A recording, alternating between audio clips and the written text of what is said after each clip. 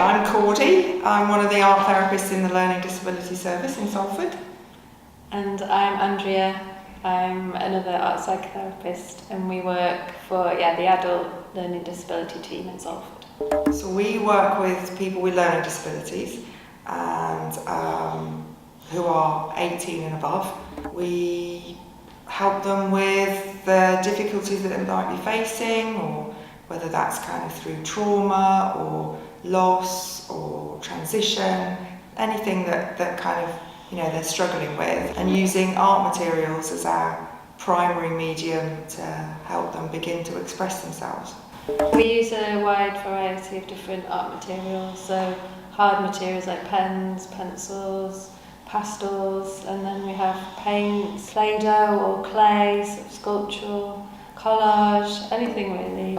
And they're able to use the art materials to express how they're feeling, or maybe they don't even know how they're feeling, but stuff is coming out in the artwork.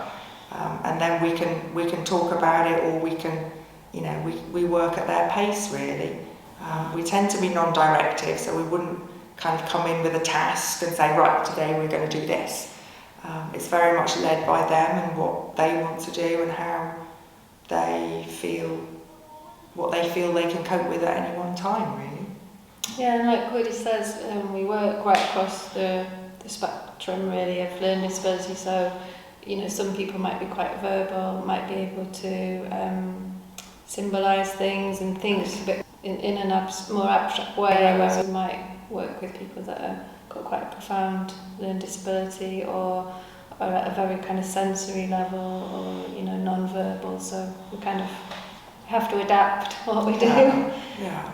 I offer sandplay therapy. You have a sand tray and it works very sort of sensory, tactile level, but also people can work through things using what we call symbols, which are little objects that they can choose and then place in the sand tray to kind of create a scene or a world or some kind of symbolic representation of what they might be struggling with. So if they're quite agitated or upset or and they've got quite strong emotions, it can really help to ground them back into the present.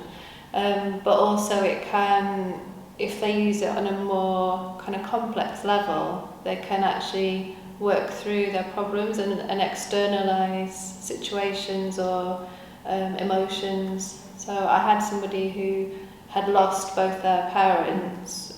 Both her parents had died some years ago, and she used the sand tray to kind of make her parents' graves in the sand, and she was amazed by it. And she said, "Oh, I would have never been able to draw that," but because they were ready-made objects, she was able to create something that really helped her sort of work through that. I have an iPad that I use as well with people, and so I kind of use that maybe more with people that are a lot more non-verbal, that want that kind of touch connection, and that something can happen when you touch it. So having a level of control where they might not want to use traditional art materials, they might not want to get their kind of hands dirty or anything, and so they can draw using the iPad, or there are different cause and effect apps as well that we can use where they might touch the screen and something happens, whether that's fireworks or different kind of sounds might happen depending on how much pressure you put on the iPad. And I also do a more body-focused form of therapy where I kind of call it bilateral drawing. So it's about using the art materials in both hands at the same time, so you're rhythmically repeating the movements. So we begin with kind of a grounding and just being aware of where any physical pain or tension might be in the body. It might be emotional pain as well, but kind of focusing on physical pain to start with, and then ask them to make the movements of that pain, what that pain would be like, if it would be really kind of scratchy and kind of hard and firm, or whether it would be quite kind of big and overwhelming. And then once they've got that feeling and it's coming out on the paper, then to think about a kind of a massage movement that would ease some of that tension. They have the opportunity maybe to make punching movements if that feels like what needs to happen, or running movements, or if they need to kind of have their own space and feel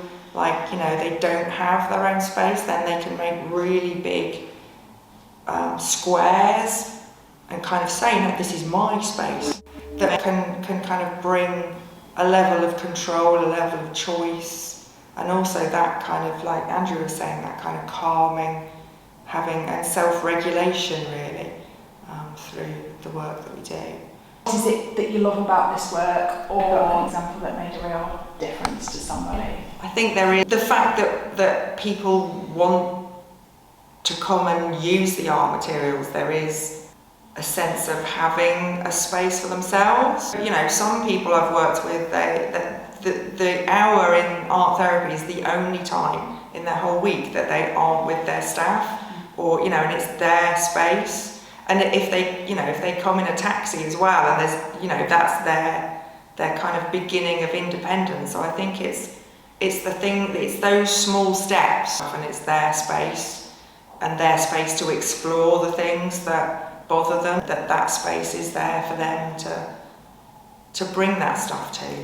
The other thing I like about working in the learning disability team is that it is an integrated team, that, you know, we're working alongside a lot of other people. It's that sense that we're working together towards something for the benefit of the person. That's really good.